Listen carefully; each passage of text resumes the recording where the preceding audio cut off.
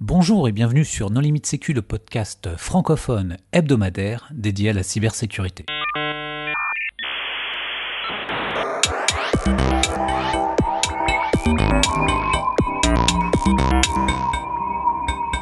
Alors aujourd'hui, nous allons parler des aspects juridiques liés au pentest avec Marc-Antoine Ledieu. Bonjour Marc-Antoine. Bonjour. Pour discuter avec lui, les contributeurs No Limit Sécu sont Jean-Philippe Gaulier. Bonjour. Nicolas Ruff. Bonjour. Et Hervé Schauer. Bonjour. Alors Marc-Antoine, on a déjà réalisé de nombreux épisodes ensemble, mais pour les auditeurs qui ne les auraient pas écoutés, est-ce que tu voudrais bien te présenter ? Tout à fait, Marc-Antoine Ledieu, je suis avocat au barreau de Paris depuis quelques années. Je rédige des contrats B2B dans le numérique et j'ai un gros focus sur les aspects de cybersécurité, pour prendre le terme législatif, légal d'aujourd'hui. Et j'accompagne un certain nombre de prestataires spécialisés dans l'audit de sécurité. /intrusion, je vais tout rentrer, je vais tout péter, et tu vas me donner de l'oseille en échange. Alors Marc-Antoine, quelle est la différence entre un pentest et une intrusion ? Alors, on va parler de droit d'aujourd'hui, je ne parle pas du droit d'il y a 30 ans ou d'il y a 40 ans. Aujourd'hui, la différence entre un pentest et une intrusion, c'est l'autorisation. On peut appeler ça aussi un consentement, ou on peut appeler ça dans un contrat, puisque c'est bien la même chose. À partir du moment où moi, professionnel, éventuellement sous contrat de travail ou sous contrat de mission, je rentre à la demande, avec l'accord du pentesté dans son système d'information, je ne commets pas une violence numérique, je suis dans le cadre d'un accord contractuel et je me fais autoriser l'accès, un peu rock'n'roll, oui, mais l'accès dans un système de traitement automatisé de données, pour prendre le terme pénal en France, ou franchement on peut dire un système d'information, au sens légal du terme, c'est quand même la même chose. Tu veux dire qu'il y a des pentests qui sont réalisés sans contrat ou sans consentement ? En fait, il y a des gens qui rentrent dans des systèmes d'information et puis ensuite on leur dit « mais qu'est-ce que vous faites ?» Ils disent « ah non mais c'était un pentest. »« Ah mais vous avez l'autorisation ?»« Ah bah non mais c'était gratuit. »« Ah bon mais vous faites ça pourquoi ?»« Je fais ça parce que c'est pour le bien de celui que je vais pentester. » C'est pas comme ça que ça marche en droit. Alors je dis pas que dans la réalité ça n'arrive pas, mais en droit, celui qui se fait prendre à pentester pour le plaisir de s'amuser commet un délit au sens du code pénal. C'est 323.1 du code pénal aujourd'hui. Et j'ai un client qui, sur son site web, a dit vous pouvez faire du bug bounty, et puis éventuellement je vous remercierai si vous remontez des failles. Et il y a tous les chercheurs du monde qui potentiellement peuvent tester et faire des choses, et qui envoient des mails. Il n'y a pas de contrat là, il n'y a pas de, c'est pas écrit, c'est pas signé. Comment ça se passe ? Si. Normalement, quand je suis pentester, alors on va prendre l'hypothèse un peu classique du, j'ouvre les guillemets, du chercheur en sécurité des systèmes d'information, ou pour la cause de la recherche informatique, ou de la sécurité informatique, c'est le terme du code pénal en France. Si je fais ça via une plateforme de bug bounty, d'une manière ou d'une autre, j'ai accepté les conditions de la plateforme de bug bounty. Donc de la catégorie hacker sympathique, ou plus ou moins sympathique d'ailleurs, je bascule tout de suite dans la catégorie professionnelle, puisque j'ai un accord avec la plateforme de bug bounty qui, elle, a un accord avec le client qui vient se faire... oui, mais là, tu me parles de plateforme de bug bounty. Moi, je te parle de sociétés qui feraient du bug bounty sans passer par une plateforme, donc qui, sur leur site, par exemple, technique et droit du numérique.fr, a une page où il y aurait marqué allez-y, hackers de tous les pays, unissez-vous, trouvez des failles de sécurité, et si c'est intéressant, je vous rémunérerai avec un t-shirt, un Mars, 100 €, j'en sais rien.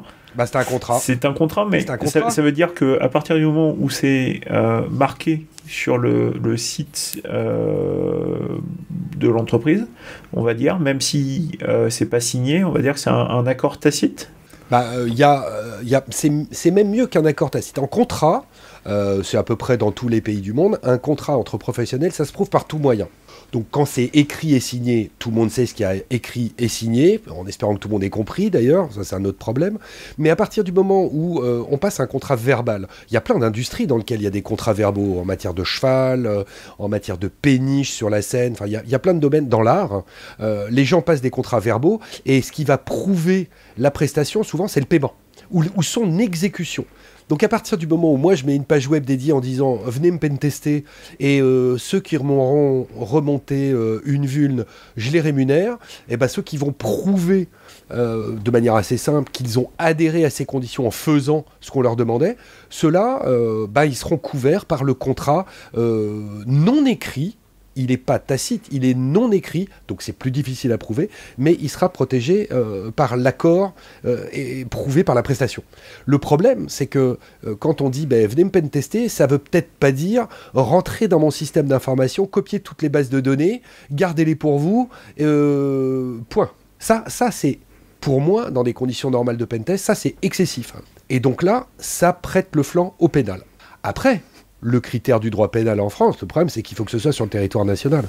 Et quelqu'un qui est à l'autre bout du monde et qui joue à ça de manière tout à fait légitime, comment est-ce que lui, je le poursuis devant une juridiction pénale française? C'est là où entre la loi, dans ce qu'elle a de plus magnifique quand elle est écrite, et la réalité, il y a quand même un gros delta. Ça veut dire que, si je comprends bien ton explication, finalement, le droit français serait fait pour attraper les pirates français ou dans les pays limitrophes, mais que finalement, si un ami brésilien, malien, russe ou autre venait à vouloir faire du bug bounty et malencontreusement glisser pendant son test, finalement, il ne crame peut-être pas grand-chose. Faudrait porter plainte, faudrait qu'il y ait une poursuite pénale de la part du parquet. Ok, c'est le procureur j'allais dire ses acolytes, le procureur et tous ses subordonnés. D'abord, il faudrait qu'on identifie la personne.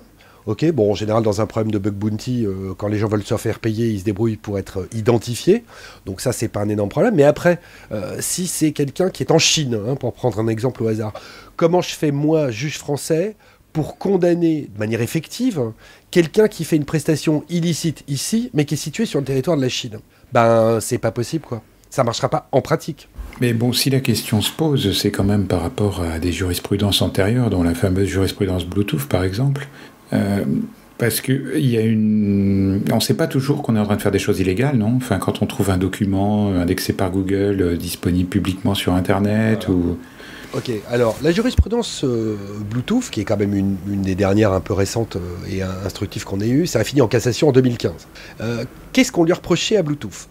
On lui a reproché non pas d'être rentré dans un système d'information, puisque l'ANSES, qui était l'agence qui s'était faite poder par Bluetooth, avait reconnu qu'ils avaient une faille de sécurité, que la sécurité n'était pas assurée à l'entrée.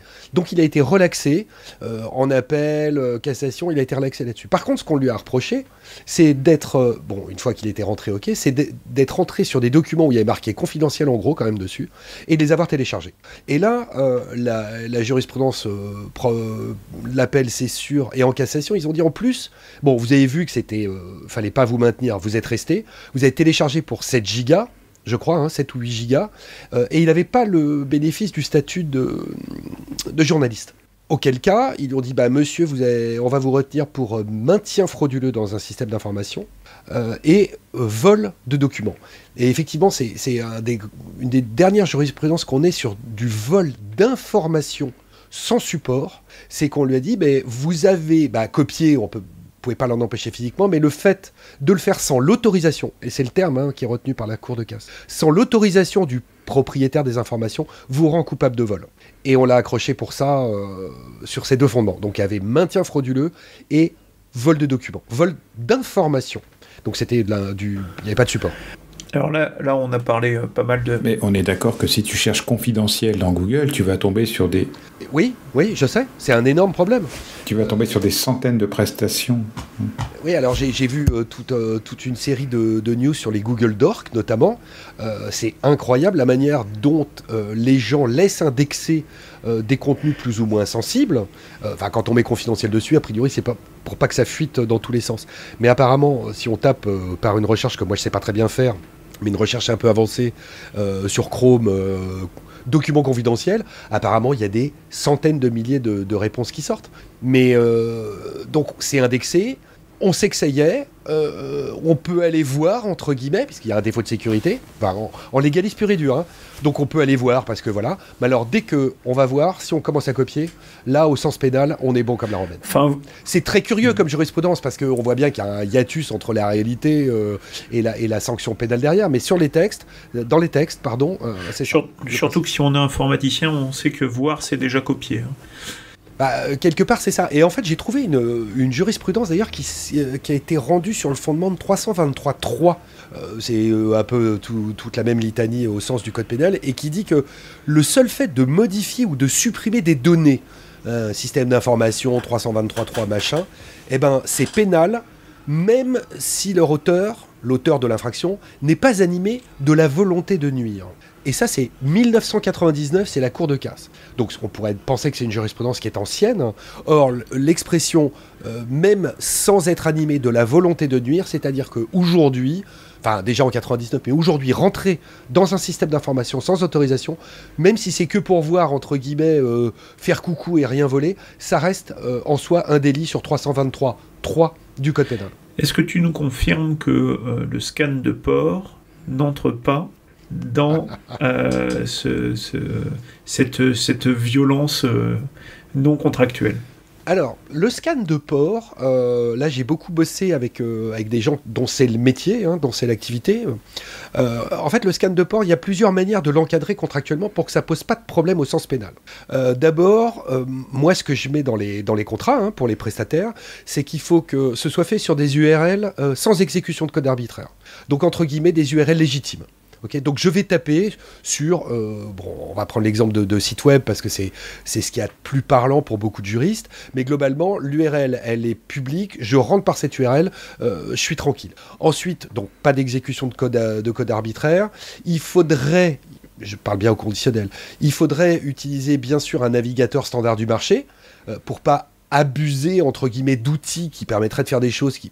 Oui, je sais, ça fait un peu science-fiction, mais à un moment quand il faut l'écrire, ça s'écrit comme ça. Et le top, là je pense que je vais faire rire beaucoup d'entre vous, c'est que moi je conclue cette petite phrase de garantie en disant que c'est dans le respect de la RFC 793. Et là en général, j'ai la rigolade généralisée chez tous les gens qui connaissent la RFC 793. Mais ça s'écrit, c'est une manière de donner des garanties le moins mal possible sur un truc... un navigateur connu pour faire du scan de port, c'est-à-dire qu'il faut qu'on dise que Nmap est autorisé pour faire du scan, ça n'a aucun sens. Non, mais de toute façon, ce que je comprends pas, Marc-Antoine, c'est toutes les prétendues agences de notation font beaucoup plus que du scan de port, elles vont beaucoup plus loin que du scan de port, elles intrusent absolument tout le monde à l'insu de leur plein gré, et les 5-6 agences de notation qui ont pignon sur rue et qui posent des difficultés à quantité de gens dans tous les sens du terme, eh bien ces gens-là ne sont pas accusés de violence numérique.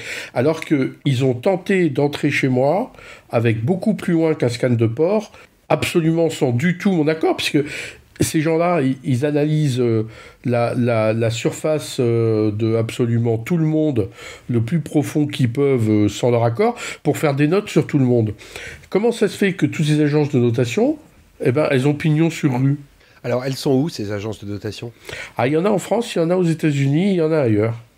Alors, il n'y a pas que des agences de notation, il y a aussi des assureurs. Oui, en plus. Oui, et puis les assureurs, sinon, ils utilisent les agences de notation, on tourne en rond. Oui. Ceux qui sont aux États-Unis, ils sont assez tranquilles pour ce qui est de la territorialité d'une infraction qui serait commise sur le territoire national. Non, parce qu'ils sont présents commercialement en France. Ah. C'est pas comme les gens qui ont fait attention à être nulle part en Europe. Toutes ces agences de notation américaines, elles sont commercialement présentes dans tous les pays de l'Union ou presque. Ok. Alors maintenant, il faut voir, et là c'est la vraie difficulté pour nous les juristes, c'est jusqu'où va le scan de port. Moi, les limites que j'y mets, j'ai trouvé en rigolant entre guillemets avec un client, on appelle ça du scan de port actif avec corrélation applicative. C'est-à-dire que, je vais le faire en métaphore, parce que moi, dans cet univers qui est quand même complètement immatériel, j'ai besoin de me raccrocher à des métaphores très parlantes. Si je suis à l'entrée d'un immeuble, que je mets la main sur la poignée de la porte de l'immeuble, j'ai le droit, ok ? Puisque l'immeuble, il est dans la rue, c'est public, c'est l'Internet. Je mets la main sur la poignée de la porte. Je vois que la poignée s'ouvre.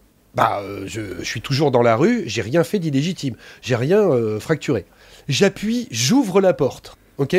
Là, je mets la tête et je vois quelle application va me répondre. C'est ce qu'on appelle, pour l'instant aujourd'hui, dans les formules qu'on a trouvées, la corrélation applicative. Donc en clair, je fais un scan de port et derrière, j'ai un Apache qui me répond, ok ?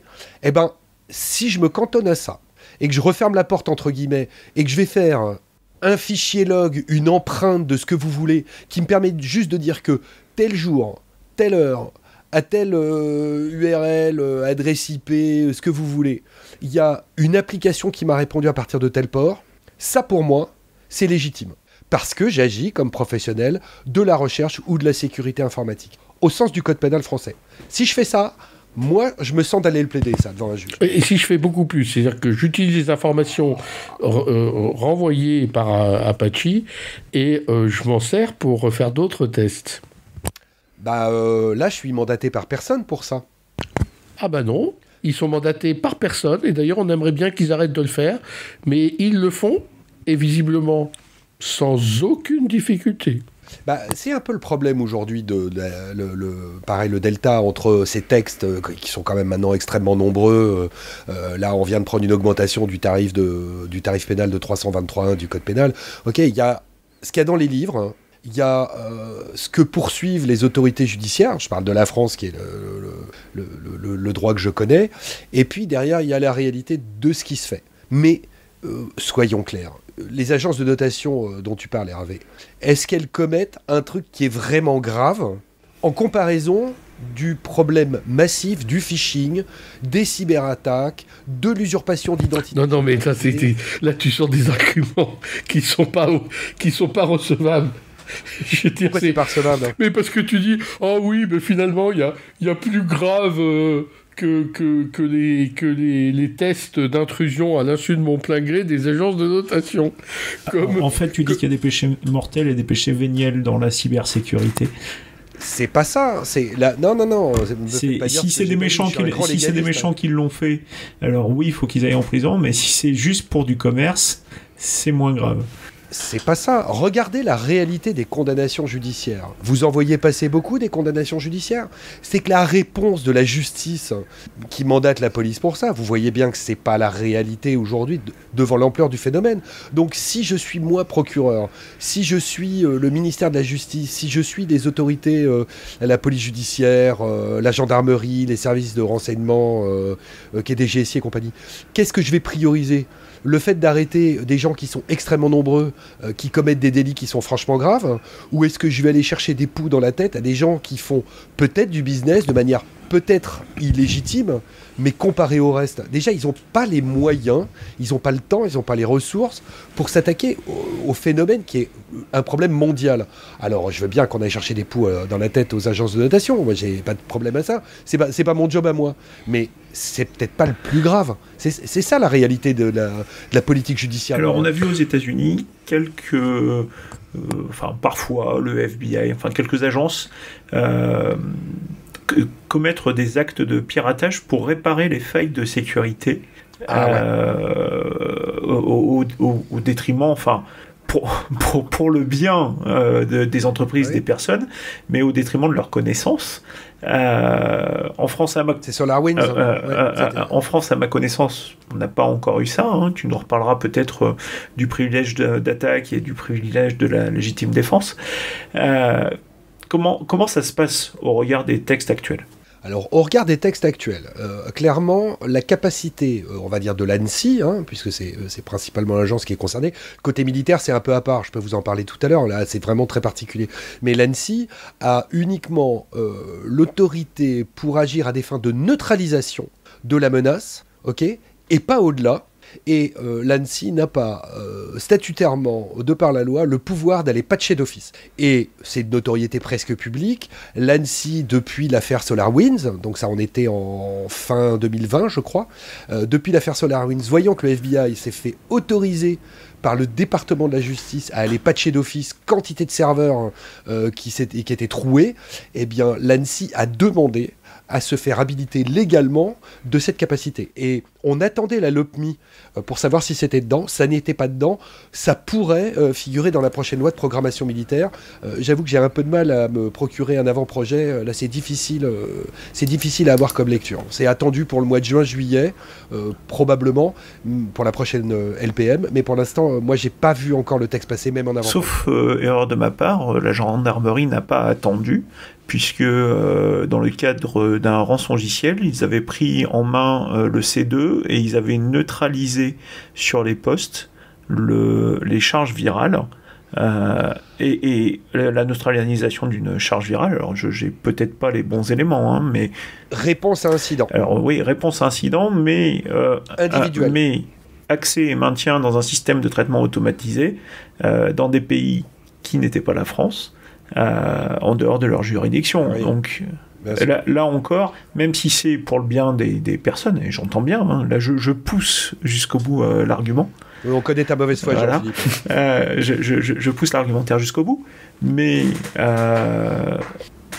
violence numérique ou pas violence numérique? Alors, là, c'est le concept de la légitime défense. Même en opération de police judiciaire, c'est-à-dire en constatant l'infraction, en la poursuivant et en essayant de neutraliser ses effets, ce qui est quelque chose de légitime, au sens du droit commun français, en cas de légitime défense, on peut riposter de manière proportionnée à l'attaque. Et dans la notion de riposte, il y a la notion de « je fais cesser l'attaque », mais de manière proportionnée à ce que j'ai vécu. Donc si moi je suis police judiciaire, si je suis gendarmerie, et que j'interviens sur une attaque en cours, et que j'arrive à déterminer qui est le C2, et que j'éteins le C2, là, il y a une réponse proportionnée à l'attaque. C'est la même chose que de faire un take-down quand on est dans un pays coopératif, bien sûr. Alors quand on est sur le territoire français, ça se passe bien. On appelle l'hébergeur, on lui dit « Dis donc, là j'ai une charge qui m'arrive, qui est franchement anormale, le serveur il est chez toi ». L'hébergeur constate qu'il y a un flux de données qui est anormal et qu'à ce moment-là, les conditions de l'hébergement ne sont pas respectées. Là, c'est l'hébergeur qui a le droit de, entre guillemets, débrancher le serveur, le C2, ou en tout cas le dernier serveur connu dans la chaîne des rebonds successifs. Là, c'est de la légitime défense, c'est légitime. Enfin, c'est légitime défense, quoi. Alors souvent, Marc-Antoine, il y a des hébergeurs qui imposent absolument aux pentesters de signer un contrat tripartite, c'est-à-dire qu'ils n'acceptent pas le pentest qui a été mandaté par celui qui est hébergé chez eux. Alors comment les boîtes de pentest doivent réagir à ça ? Alors, d'abord en droit pur et dur, et je dis bien en droit de l'Union européenne, c'est notamment dans Nice 2, la nouvelle directive Nice version 2, qui est du 14 décembre 2022, donc c'est tout frais. Système d'information, c'est défini comme tout ensemble interconnecté de moyens informatiques, machin, truc. Donc, déjà légalement, quand moi je suis une entreprise et que j'ai une partie de mon système d'information, infrastructure, logiciel, ou data, ou les trois, qui sont chez un hébergeur, eh bien, les ressources de l'hébergeur que j'utilise, c'est mon système d'information. Ça, en droit, ça fait pas l'ombre d'un doute. Donc maintenant, quand je suis une entreprise et que je signe un contrat avec un pentester, je dis viens me secouer mon système d'information, tu vas voir, c'est très résistant. Le pentester est bien fondé à rentrer dans la partie du système d'information qui est chez l'hébergeur, quelles que soient les conditions de l'hébergeur. Alors ensuite, il y a deux options. Soit moi, je suis le pentester, je sais qu'il y avait une convention, la fameuse convention tripartite, mais je ne l'ai pas eu, je ne l'ai pas signé, je ne veux pas le savoir, je fais mon job. Moi, c'est l'option que je privilégie vis-à-vis de tout le monde. Ou alors, il faut que mon client, le client pentesté, vienne dire « Attends, moi j'ai une convention, machin, il faut que tu signes, machin. » Mais si le pentester, il signe la convention tripartite de l'hébergeur, objectivement, dans toutes celles que j'ai vues, l'objectif de l'hébergeur est de dire « Bon alors, surtout... » Quand tu mets la main sur la poignée de la porte, tu me préviens. Ensuite, tu me dis comment tu vas appuyer sur la poignée de la porte. Ensuite, quand tu rentres, je voudrais 3 caméras autour de toi, 12 fichiers log, tu regardes. Et puis, si le type, la société que tu audites, elle est en hébergement mutualisé, eh ben surtout, tu vas pas voir ce qui est hébergé en mutualisé. Oui, puis il demande aussi qu'on leur envoie le rapport. Oui, tant qu'à faire. Voilà. Et en fait, la réalité de ce que je vois, alors c'est pas généralisé, mais enfin c'est quand même bien répandu, c'est que dans les conventions tripartites qui sont entre guillemets imposées par les hébergeurs, c'est une manière de ne pas tester la réalité de la sécurité de leur infrastructure. Donc si je suis le pentester un peu prudent, je vais voir mon client, celui qui se fait pentester, je lui dis écoute, si tu dois signer les conventions tripartites, ça sert à rien que je fasse mon pentest parce que je trouverai rien ou pas grand chose parce que le chemin sera bien balisé chez l'hébergeur. Ou alors je fais mon boulot, mais je te préviens, je vais rentrer. Et je vais rentrer d'une manière ou d'une autre. Ça va être plus ou moins long, apparemment c'est pas très très long pour ceux qui savent faire. Et le problème de l'hébergeur, c'est que contre qui il va se retourner ? Il peut se retourner que contre son client, qui est l'hébergé. Et au bout d'un moment, les hébergeurs vont pas virer tous leurs clients qui se font pentester en disant « Oh, vous n'avez pas respecté les conditions de pentest que moi, plateforme d'hébergement, je souhaiterais voir respectées par tout le monde. » Parce que d'abord, ils vont perdre tous leurs clients. Et puis si en plus, ils commencent à jouer à ça en disant « Moi, je vous résilie tous vos contrats d'hébergement, allez vous faire héberger ailleurs », moi, à un moment, il y a un hébergé qui va dire, mais dis donc, alors, en fait, là, je viens de rentrer. Attends, je viens de rentrer dans ton système d'information. Ok, chez toi, l'hébergeur. Ton truc, c'est une passoire. Je prouve que tes conditions de sécurité sont mauvaises parce que moi, je fais mon job sur contrat et tu viens me résilier mon contrat pour ça derrière. Mais ça, c'est pas, et je veux bien aller le plaider parce qu'on va rigoler et à plusieurs. Mais je pense pas que ce soit l'hébergeur qui rigole au final. Mais c'est pas comme ça qu'ils s'y prennent. En fait, les hébergeurs, ce qu'ils font, c'est que ils font en sorte d'avoir un filtrage spécifique sur les boîtes de pentest. C'est-à-dire qu'ils cherchent toutes les plateformes de pentest par lesquelles les pentesters pentestent. Et en fait, ils les bloquent de manière spécifique sur leur firewall.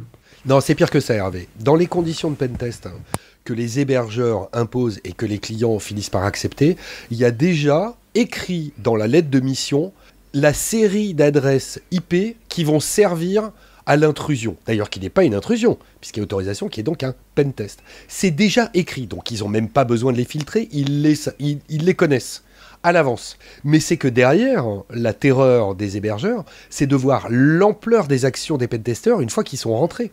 Parce que là, ils se demandent, mais qu'est-ce qu'ils vont bien être capables de faire ?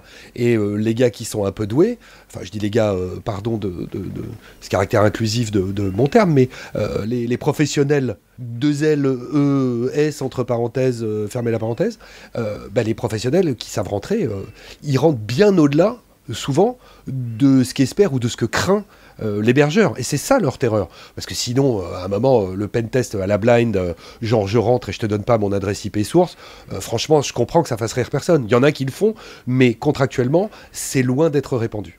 Qu'est-ce qui se passe en cas d'accident ? Si je te donne une adresse à tester et que je me suis trompé d'une lettre ou d'un chiffre dans une adresse IP et tu testes quelqu'un d'autre ? Eh ben, ça c'est une bonne question. Ça, j'ai pas encore eu l'hypothèse, mais en clair, si je propose à un serrurier de venir changer ma serrure chez moi et que j'habite à telle adresse et que zut, je me trompe et que je donne le numéro de mon voisin d'en face que je peux pas blairer, qui comme par hasard serait un concurrent, des fois qu'on aille au bout du raisonnement, parce qu'il faut pas rêver, eh ben, celui qui fait ça, il est de mauvaise foi. Bon, ça va être compliqué à prouver, mais a priori, il est de mauvaise foi. Par contre, le pentester, lui, il devrait commencer quand même à regarder l'endroit dans lequel il met les pieds. Ça s'appelle une prudence élémentaire, ou une bonne pratique, comment dire. Moi, quand je fais des lettres de mission pour mes clients, ils me donnent leur numéro de RCS, je vais vérifier. Voilà, c'est des précautions élémentaires. Parce que bien sûr, si je me fais payer pour rentrer dans un système d'information qui n'est pas celui qui paye ma mission, je ne suis pas légitime. Je rentre chez un inconnu qui, lui, ne m'a pas donné son consentement. Pour moi, c'est direct pénal. Après, il faut le prouver, il faut trouver, il faut dire « Ah oui, mais il est rentré là, et ben moi je te prouve que c'est parce que c'est lui qui m'a donné tel numéro, telle adresse, tel machin. » Ça va être compliqué. Mais d'abord, rentrer, c'est interdit. Alors, s'il y a des effets de bord, alors là, c'est cauchemar à tous les étages. Alors, il y a pas mal de pentesters qui nous écoutent. Alors, est-ce qu'il y a d'autres écueils comme ça à éviter ou des bonnes pratiques ? Dans les bonnes pratiques, à partir du moment où... Alors d'abord, on se fait autoriser, et puis quand on est un peu sérieux, on se fait autoriser par écrit, une case à cocher, entre guillemets, sur les conditions d'une plateforme de bug bounty, c'est mieux que rien. Personne ne va les lire, je suis au courant, je passe ma vie à écrire ce genre de documents que personne lit, surtout pas ceux qui me les commandent, parce que c'est un peu long et c'est compliqué, mais globalement, il y a un contrat. Celui qui fait sans contrat, d'initiative, de manière morale, caritative, machin, lui, il prend un risque, clairement. Alors, quand il y a 10 000 personnes qui font ça par mois et qu'on en prend 2, c'est dommage pour ceux qui se font prendre. Mais d'abord, on se fait autoriser par écrit. On écrit un minimum ce qu'on va faire. Il n'y a pas besoin d'en mettre des centaines de pages, mais enfin, on écrit un peu professionnel. Le problème, après, c'est la preuve. Une fois qu'on est rentré, dans un système d'information, qu'on a découvert des vulnérabilités, des machins, des trucs, et ça, vous en parlez très très bien. À chaque fois que je vous écoute, je tombe de ma chaise en me disant mais comment c'est possible ? Visiblement c'est possible dans des proportions absolument incroyables. Et derrière, on va dire tiens, j'ai accédé à une base de données. Clients, prospects, fournisseurs, une base de données de factures d'ailleurs, on ne sait jamais, des fois que ça arrive. Comment je le prouve ? Si je copie, c'est pénal là aussi. Alors, quand on est prudent, et c'est pour ça que j'accompagne pas mal de clients aujourd'hui là-dessus, je me fais autoriser par écrit à prendre une partie, je cite, qualitativement ou quantitativement non substantielle. C'est du droit des bases de données en Europe. À des fins de preuve, ok ? Donc, en fait, j'ai besoin de prouver la matérialité des endroits du SI dans lequel je suis rentré. Je vais faire une petite copie d'un petit échantillon représentatif, mais petit, quoi, juste pour bien prouver que je l'ai fait. Ok ? Je stocke ça dans mon système d'information, moi, pentester, et une fois que j'ai fini ma mission, je tiens à disposition les archives de ce que j'ai enregistré, les échantillons, voilà, je l'appelle comme ça d'ailleurs dans mes contrats, l'échantillon réalisé, machin, et je dis au client, maintenant, bien sûr je lui communique tout de manière sécurisée, parce que ça maintenant dans les réglementations européennes, il est dit que les rapports d'audit, de sécurité doivent être mis de manière sécurisée, blablabla, ok ? Ça c'est le règlement DORA, je crois. Et une fois donc que j'ai tout transmis à mon client de manière sécurisée, eh bien je prends l'engagement d'effacer définitivement l'échantillon réalisé, donc je l'efface définitivement de mon système d'information, et s'il y avait des données personnelles dedans, je m'engage à les anonymiser strictement au sens de la CNIL référentielle de mai 2020, je crois, un truc comme ça. Et j'efface. Et je m'engage bien sûr aussi à m'en servir au profit de personne, ni à titre gratuit, ni à titre onéreux, au profit de moi-même ou d'un tiers, à quelque raison que ce soit, machin. Et je jure sur la tête de Jean-Claude Van Damme que je vais l'effacer. Et oui, c'est un peu ça quand même. Et celui qui ne le fait pas, c'est un mauvais professionnel. Celui qui se fait toper, c'est dommage. Mais à ma connaissance, pas de jurisprudence. Mais quand on l'écrit et que c'est juste bien encadré, ça permet de bosser plus sereinement. Et alors, ça va nous amener sur autre chose très rapidement. Je suis client d'un service, je trouve une vulnérabilité. Ah, alors je suis un bon citoyen. En glissant, bien sûr. Oui, je suis tombé par hasard sur une URL. C'est marrant, par hasard, j'ai découvert qu'il y avait de la base 64 dedans. Comme par hasard, j'ai un petit logiciel à côté qui me permet de convertir la base 64 pour rentrer. Donc ça devient de l'exécution de code arbitraire, mais non, l'exécution de code arbitraire, c'est absolument pas ça, maître. Ouais, mais juridiquement, un peu quand même. C'est qu'on est allé bidouiller un truc, bref. Mais c'est pas ça le problème. Donc je découvre une vulne. Oui, il y a une vulne, ok. Je fais un accès non autorisé, par exemple, à une grosse base de données. J'ai deux options. Soit je connais les gens qui se sont fait trouer, je les appelle et je mets mon avocat en copie. Et je montre que je suis légitime parce que, voilà, si mon avocat il est en copie, pas de problème. Ou alors, je suis un très très bon citoyen, j'applique la loi pour une république numérique, transposée dans le Code de la Défense, et j'informe l'ANSSI de cette vulnérabilité. Et si je le fais dans les formes de l'article, je ne sais plus combien, du Code de la Défense, à ce moment-là, je suis protégé par la loi pour informer, voilà, on ne va pas dire dénoncer, pour en fâcher personne, j'informe l'ANSSI d'une vulnérabilité. Alors, je signale. En pratique, voilà, je signale, très bien. Je divulgue, je signale dans les nouvelles lois là, sur les lanceurs d'alerte, c'est ça, c'est on divulgue ou on signale. Je divulgue à l'ANSSI et j'ai une impunité pénale complète de la part de l'ANSSI qui s'engage également statutairement à protéger mon identité. Donc on ne révèle pas qui est le lanceur d'alerte. Bon, sauf que d'expérience, pour en avoir parlé un peu à droite à gauche, c'est un truc qui est pratiqué en général que pour les vulnes critiques. Dès qu'on va dépasser du 9+ en CVSS. Au-delà, je crois que même l'ANSSI, ils n'ont pas le temps de tout gérer.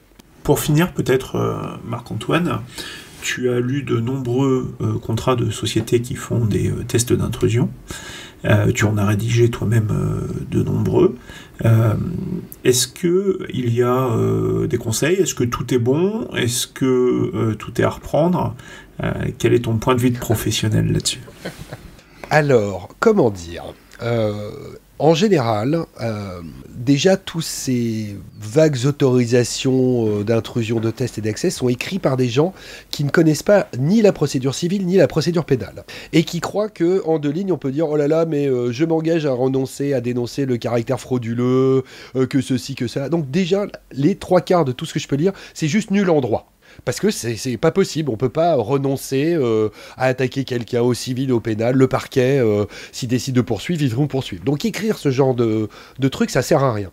Et quand on commence à mettre des limites un peu techniques et qu'on rappelle à tout le monde qui est responsable de quoi, au bout d'un moment, c'est celui qui a la meilleure connaissance technique de la réalité de ce qui se fait qui finit par l'emporter parce que lui, il a des arguments.